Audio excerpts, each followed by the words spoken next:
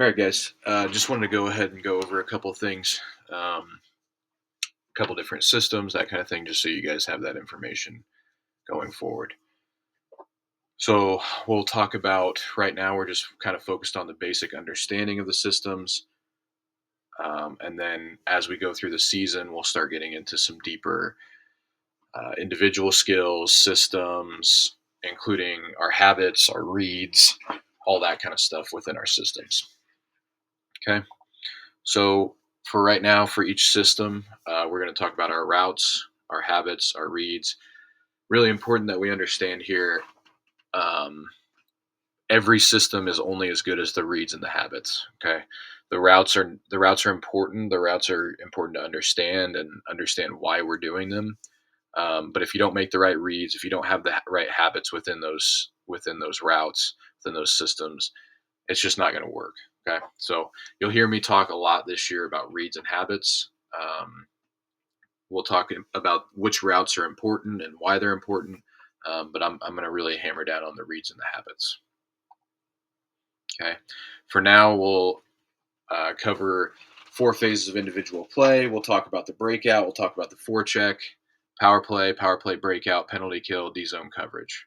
Those are kind of the basis. Those are the things that we need to hit immediately, get those things nailed down, and then we'll start moving into some other stuff. So later we'll talk about what we're trying to do in the O zone, our neutral zone regroups, our neutral zone forechecks, penalty kill forechecks, penalty kill routes, power play entry routes, face offs, and then what kind of patterns of play we're trying to create in the offensive zone.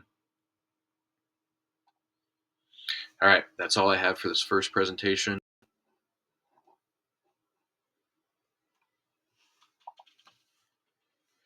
All right, so next we're going to talk about four phases of individual play here. So anytime we're on the ice, we have our on puck offense, on puck defense, off puck offense, off puck defense, and then we'll talk about some of the habits within that. Okay, so on puck offense, our habits, we're trying to get off the wall. We want to make sure that we don't get stuck on the wall. We want to make sure we have maximum options. Okay, so obviously, anytime we're playing with the puck on our stick, we want to make sure we get off the wall. We can go to the inside, we can go to the outside. If we get stuck on the wall, we can only go inside, right? It shuts off options. It allows people to take away our time and space more effectively, take the puck away. On puck offense, we want to attack triangles. So we have the puck. We want to make sure we're trying to slip pucks through triangles. If we're trying to beat a guy with a move, we're trying to attack the triangle. The triangle is created between the defender's two skates and their stick. We'll talk about this quite a bit in practice about how to beat guys one on one. We're always trying to attack those triangles. Last piece, we want to make sure we're attacking inside the dots. So one of the things we talked about a little bit last night on that 3v1 regroup drill, we don't want to skate ourselves into a bad area. Okay, so making sure that we're attacking inside the dots, um, making ourselves a threat, and not skating ourselves out of the play. Off puck offense, stick detail. Okay, we want to make sure we're presenting our stick, making sure we're working to get our stick in a good area so that we can present options to our teammates that have the puck. All right. Support through the dot lane. This is something you'll hear me talk about all year. Support through the dot lane. We talked about it a little bit last night. If you're always supporting through the dot lane, they always know your teammate always knows where you're going to be. Okay. So making sure that we're supporting through the dot lane. Anytime the puck is outside the dots, we should have somebody supporting in the dot lane. It's something we'll draw out quite a bit. You'll see this as we get into the season. Communication, off puck offense, making sure we're talking to the guy. All right. So if our teammate has the puck on his stick, he's trying to figure out how to not get hit. He's trying to figure out what's the best play. If we're talking to him, he can make those plays a hell of a lot easier. All right. And finally, on off puck offense, speed on puck acceptance. All right. We don't want to catch the puck and then have to get our feet moving. All right. So anytime we want to, as soon as we know we're getting that puck, we want to try to accelerate. On puck defense, stick detail. All right. I went to a coaching conference and listened to a presentation all about stick detail. At the highest levels, they're focusing on it every single day. Stick detail on puck defense, making sure that we're stick on puck, not stick on stick, not stick near puck, but stick on puck. Okay, we want to make sure that we're taking away as many of their options as possible. We're trying to cut hands. Okay, so if we're on puck defense, we're trying to make sure that we take away the player's hands, making sure that they can't make easy plays, making sure anytime we get them near the wall, we finish through the hands so they can't, so that we can separate them from the puck. Okay, we're not looking for huge blow up hits. We're just looking to separate their hands from the puck. Anytime we're on puck defense, we want to make sure we're finishing our bumps. Okay, so we don't want them to make a play and then beat us up the ice. So anytime they were on puck defense, anytime they move the puck away from us, we're trying to finish that bump to make sure we cut their momentum. And then finally, on puck defense, we're trying to take away as much time and space as possible. Okay, I like to say all the time that if you give me 10 feet of space, I'll look like Sidney Crosby. All right, so make sure take away time and space. Don't give them opportunities. You'll see as we get into games, you start taking away time and space. The best teams that we're playing will start making bad plays. Okay, so this whole game's about time and space. We're trying to make sure on puck defense eliminate time and space in any way we can. Finally, off puck defense here. We're looking at stick detail again. We're making sure that we're taking sticks away. We're making sure that we're not uh, skating next to the guy and letting him make a play anyway. Okay, so anytime we're off puck, we got to make sure we get on the guy's stick. We're making sure we're second quick support. So if our on puck defender is able to separate the hands, get into the offensive player and put him in the wall, we got to make sure that we're ready to second quick support. So we got to make sure we're getting over there quickly. We're able to help him out quickly, and then move the puck from there. Communication is really key. All right. Anytime we're off puck, we want to make sure that we're communicating. Finally, squeeze the ice. We want to try to, like I said in the last thing, we want to try to make sure that we make the ice as small as possible, take away time and space from the offensive players. So if I'm off puck on the weak side, I want to try to squeeze the ice and make sure that they're not able to make plays through the middle. Finally, one last piece here is on retrievals.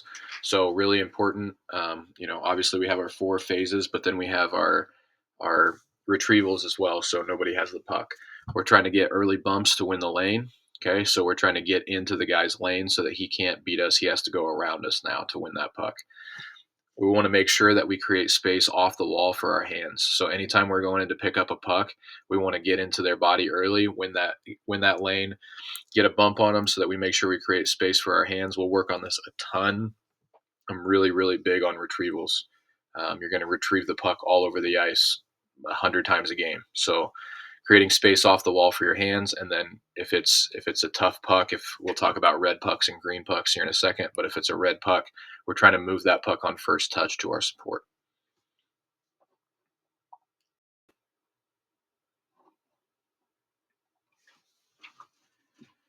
Next, we're going to talk about breakouts. So first of all, this is where we'll get into systems. We'll talk about our habits and reads for each system. And then we'll have kind of what our routes are, what's drawn out on the whiteboard kind of thing.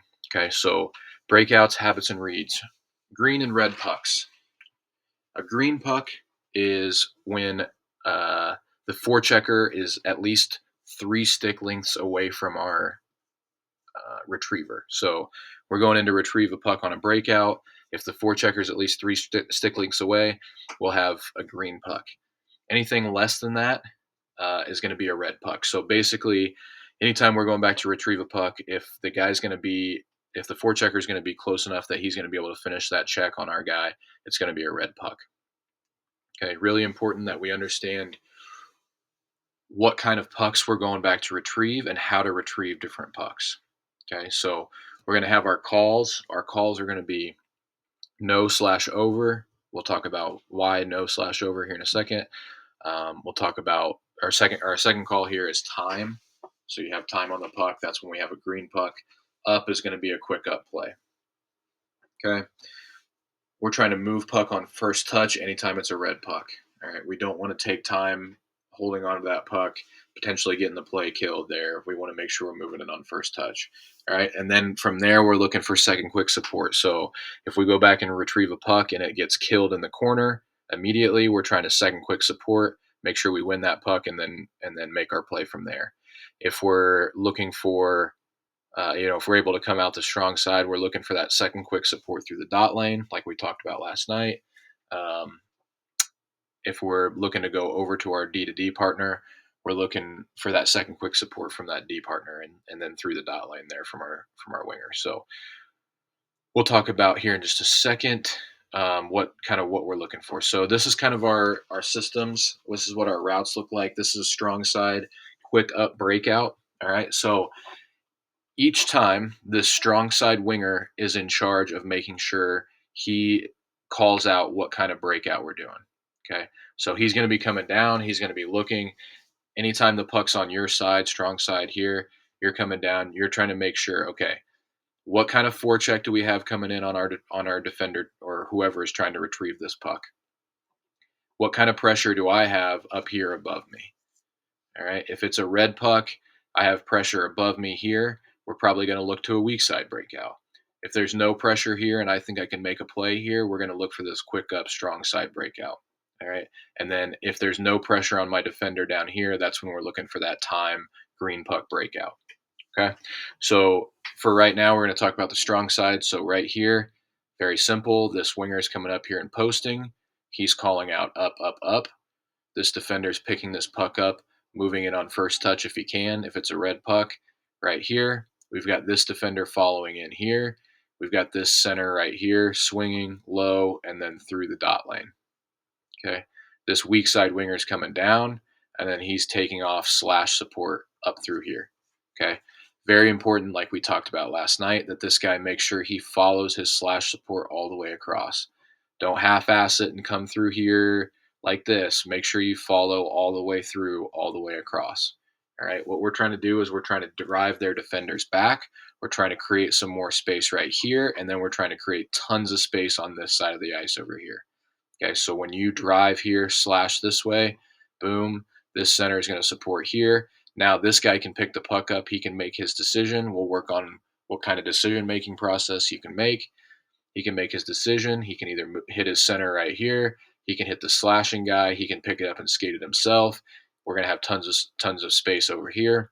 And then this defenseman, his job is to come back and be helpful on defense. And then once he realizes we're doing that strong side breakout, he breaks out here and he comes through the dot lane here. And now we've got support on this side of the ice as well.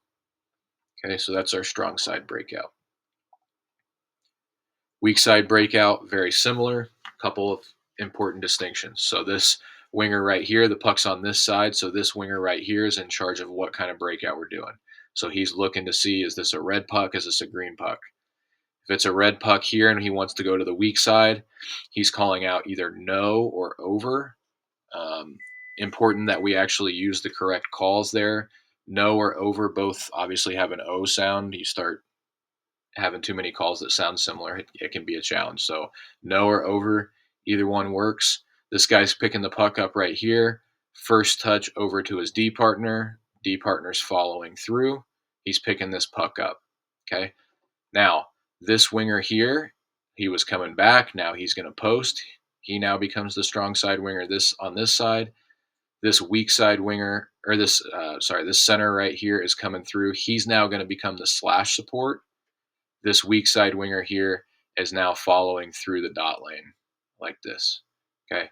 So really important here, we understand that this center on a weak side breakout, anytime we go D to D, this center is now going to come through and he's going to become the slash support, which we worked on some last night.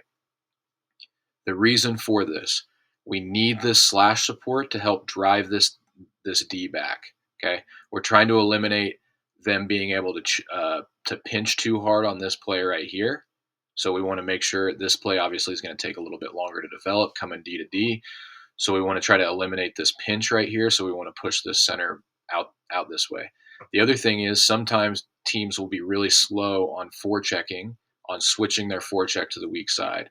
So when they forecheck, sometimes if they're slow here and we get this D not paying attention and he starts to pinch, we might be able to chip it by him and create a good opportunity coming down the ice.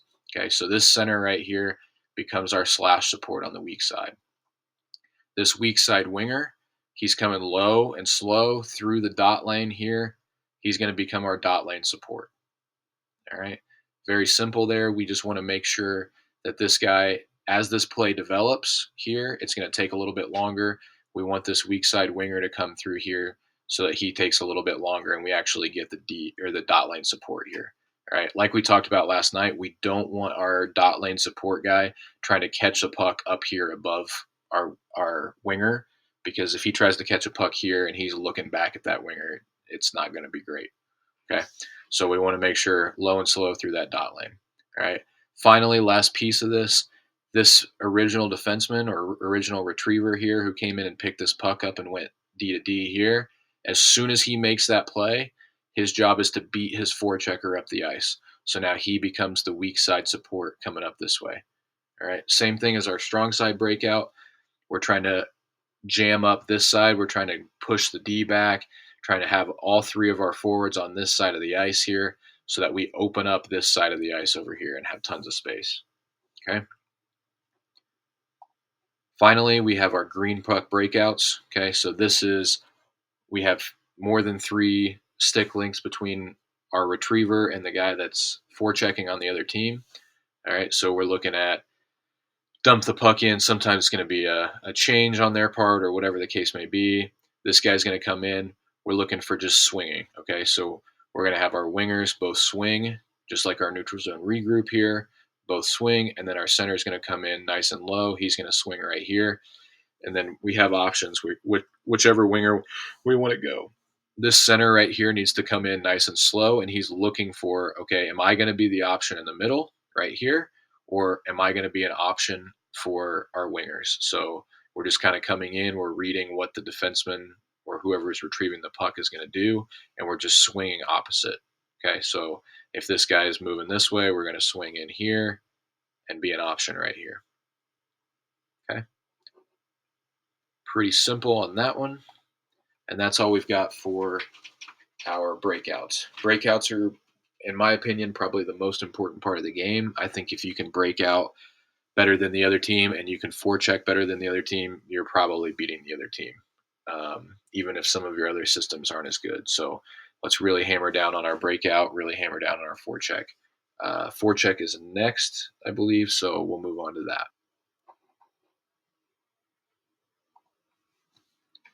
Okay, into the forecheck here. Really important. Forecheck is all about going through the middle. Okay, so we're trying to shut down the middle of the ice. We're going to try to take away as many options as we can. We're trying to hem them as well as we can. So, really important. We're trying to take our routes through the middle. Okay, so anytime we're coming in on the forecheck, you take away the middle of the ice first. You give them the strong side of the ice. So we're really trying to cut the ice in half. Don't let them make the play to the weak side. All right, so we're always trying to shut down that weak side play. Okay, we'll talk a little bit about pinches and scissors or our surfs and gaps. Okay, so there's a couple different options depending on what the read is, what the play is, and then we'll talk a little bit about our reads to the weak side. So reads to the weak side are going to be what is our what are we looking to do once if they are able to break our forecheck and they're able to move the puck to the weak side. Okay, so all this stuff we'll talk about all these habits and stuff as we get into practices. You'll hear me talk about routes through the middle over and over again. You'll hear me talk about pinches and scissors, surfs and gaps. So like I said, it's really important. I think forecheck and breakout are the 2 most important pieces of the game. Okay, so we've got our couple different systems here. First of all, we'll talk through the 2-1-2 forecheck. All right. First thing, first F1 guy has got to go in hard. Okay. He's going in hard. He's taking his route through the middle. He's trying to cut them off. He's trying to show them, okay, you can come over here on the strong side of the ice, but he's trying to shut off that play to the weak side. Okay. That's the first phase. All right. So he's coming in, route through the middle. He's trying to shut off that weak side play. If he's able to get a body on the guy and pin him, that's great. If not, that's okay too. We're just trying to make sure we keep them on the strong side of the ice. F2 is going to be sitting right in here. He's coming in, and as F1 makes his play, then F2 is the guy that's making a read. So F2 right here is either if F1 is able to hit and pin here, F2 is going to come in second quick support, try to win that puck. If F1 is only able to angle the guy and keep him out here, that's okay too. F2 is simply making his play over here. He now becomes the next layer of pressure, and we run them into the wall right here. Okay. F3, similar process. He's sitting a little bit higher in this area.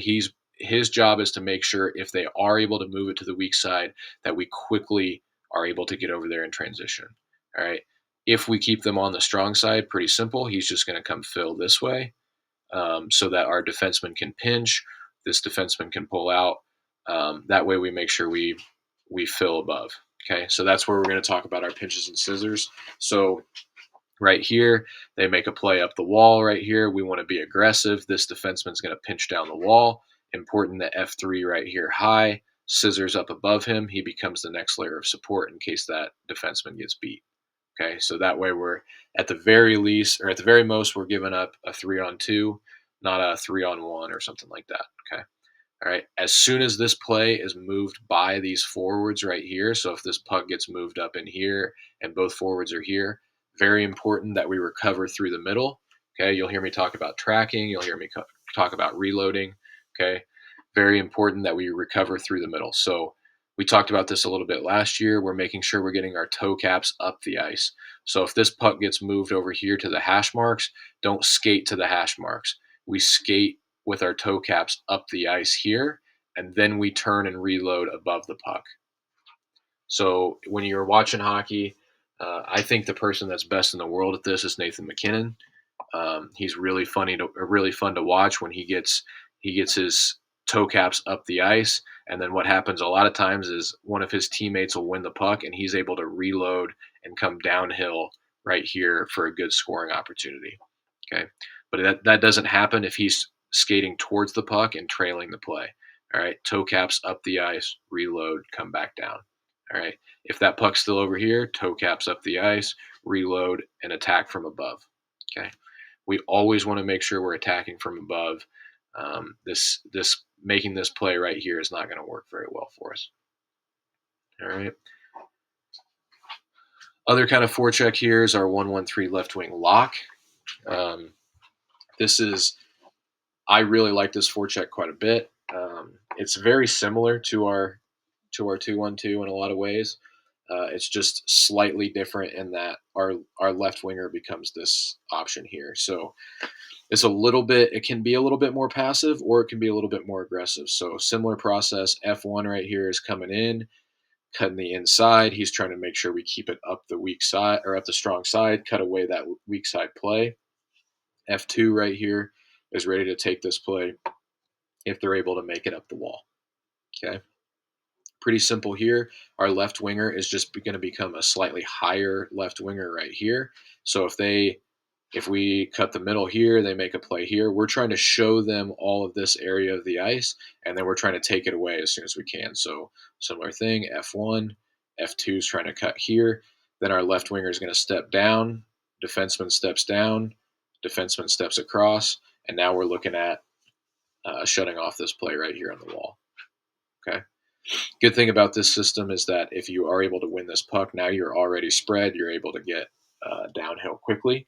It also allows us, if they are able to make a play to the weak side, very simple here. We rotate. This guy comes across. This guy shifts here. This guy shifts here. This forward now becomes F1. He's trying to fill right here. This forward now becomes F2, and he just fills in this area right here. Okay, so we're able to quickly shift from side to side on this forecheck. All right, like I said, very similar to our 2-1-2, depending on how aggressive we're trying to be.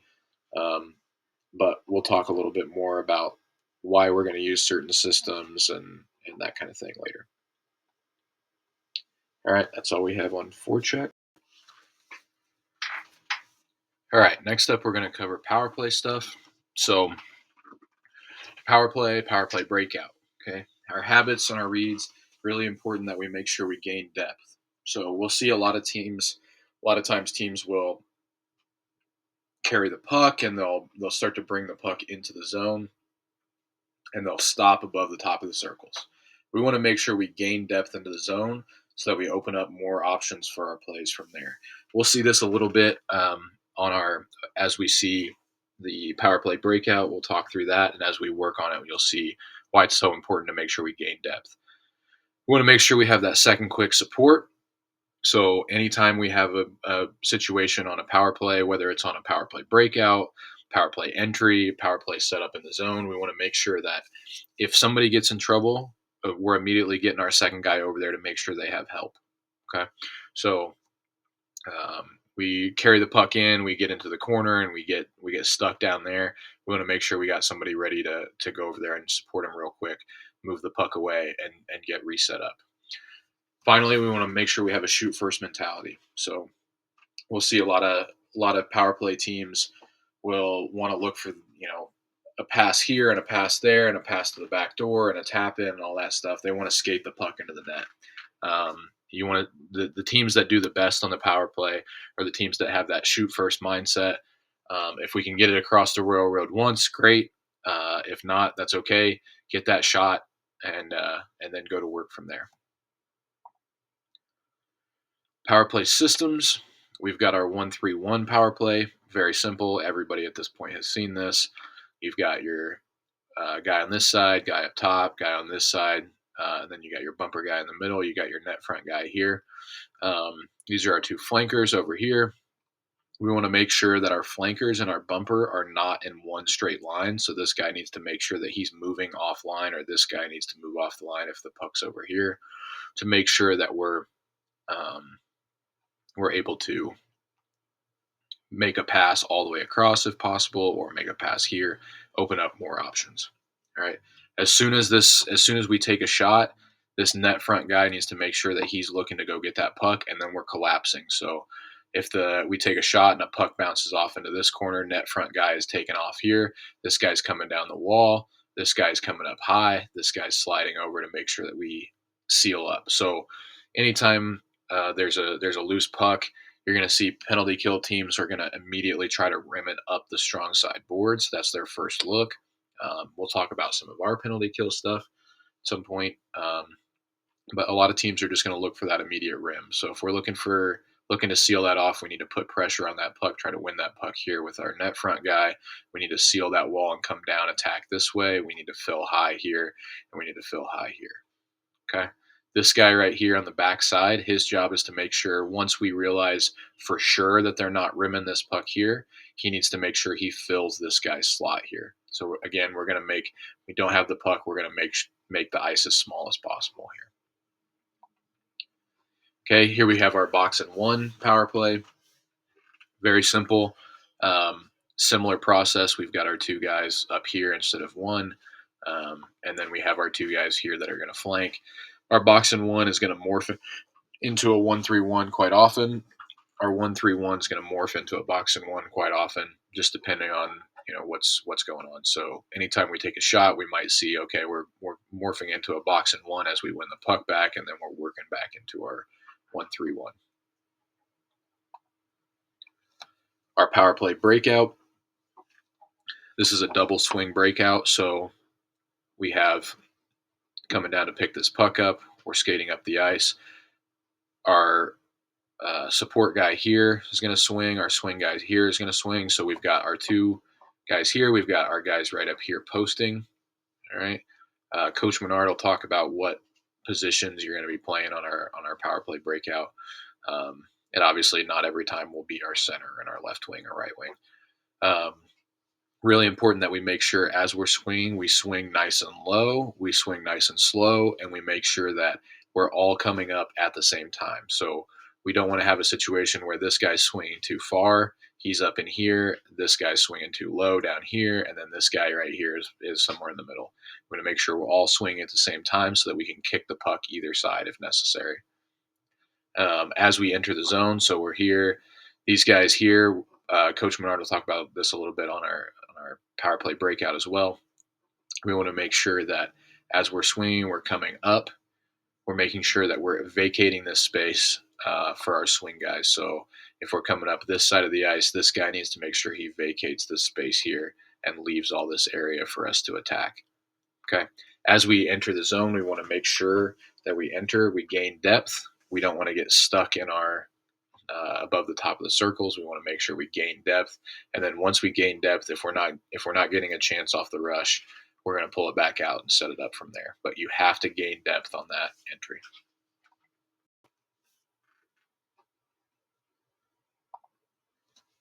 Next thing we're going to talk about here is penalty kill. So this is where habits and reads are so important. There is a little bit of a system to a penalty kill, but it's mostly about making sure we have good habits, making sure we're making the right reads. So number one habit on a penalty kill is sacrifice. We got to block shots. We got to put our body on the line here. Um, we got to make sure that we're taking away that road pass. We'll talk about that here in a second. Make sure we're clearing rebounds immediately. Okay, so those are kind of the big habits that we're looking for. Our four goes here. This is we'll talk about this a little bit too as we get into some drills and working on our penalty kill. But four goes are the idea behind it is anytime something like this happens. So we have a bobbled puck, we have a puck on the kick plate, we have a puck in the graveyard, anything like that.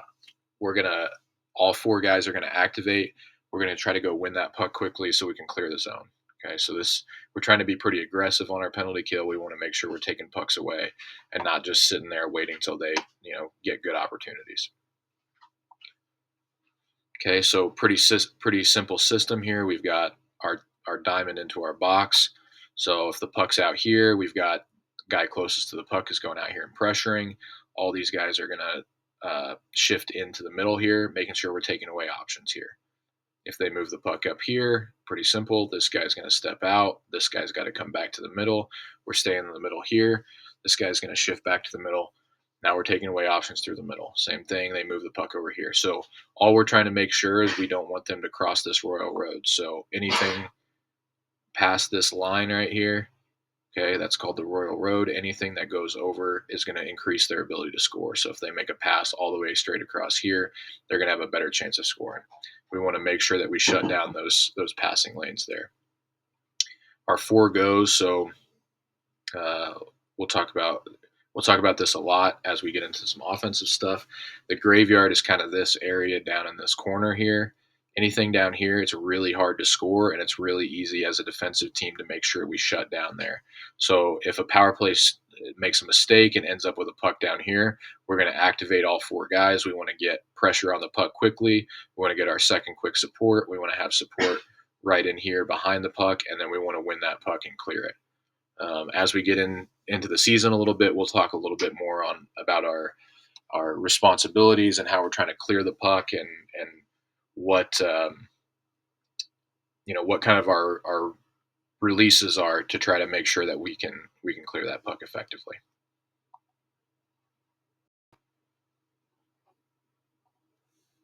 All right, last thing we're going to talk about today is D zone coverage.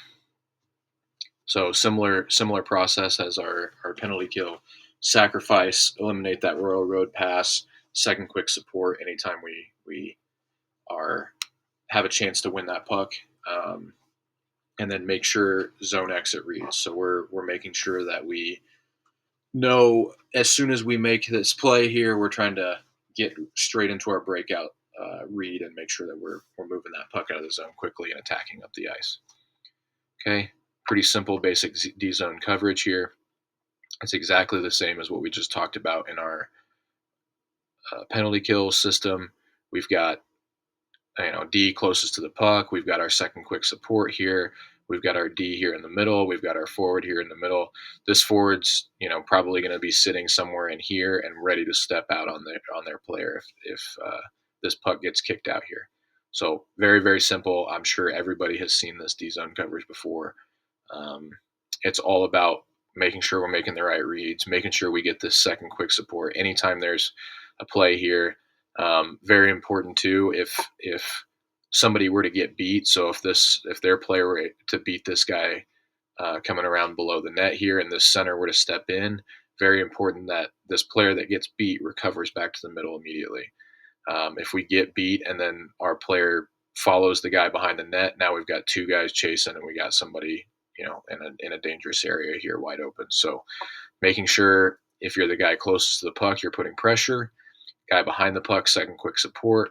If you get beat, you recover right back here to the middle, making sure that we stay in our structure and um, figure out those reads, and then trying to get the puck out of the zone as quickly as possible into our zone exits. That's all I have, guys. Thanks for taking the time to listen. Very important that we understand what systems we're trying to play this year. We'll talk a lot about different systems. We'll get some video and that kind of thing involved too, so you guys aren't just uh, listening to me talk the whole time. But thanks for taking the time, and hopefully this is helpful for everybody.